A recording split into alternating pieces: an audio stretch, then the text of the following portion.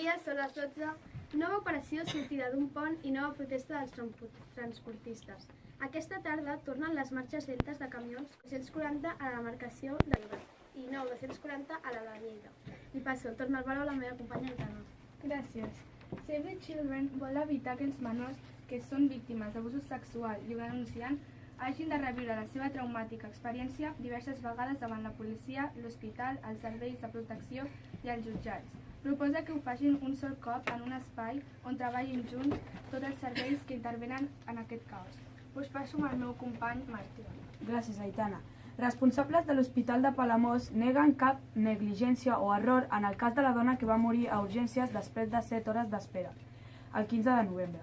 Segons el centre, aquell dia hi havia el doble de persones a urgències del que és habitual i 8 persones tenien patologies més greus del que es va diagnosticar en un primer moment a la dona de 84 anys, que va arribar amb dolors abdominals.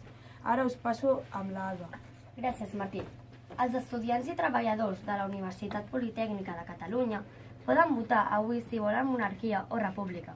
És la tercera consulta popular en una universitat catalana amb la mateixa pregunta. Ahir van votar els de la Universitat de Barcelona i els de la Pompeu Fabra. Ara us passo amb la meva companya Irene. Desactiven l'alerta per tsunami a Nova Calcedònia, al Pacífic Sud.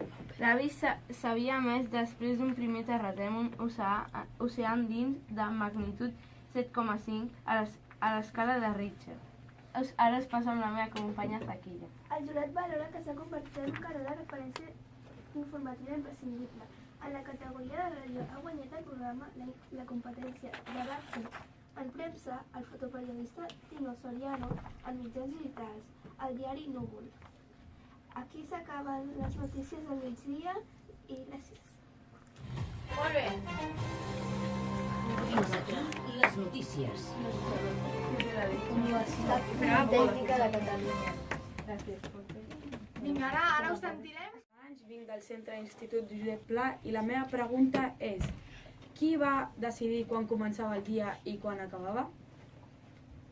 Hola, em dic Pol, tinc 12 anys, vinc de l'escola Josep Pla i la meva pregunta és per què vivim?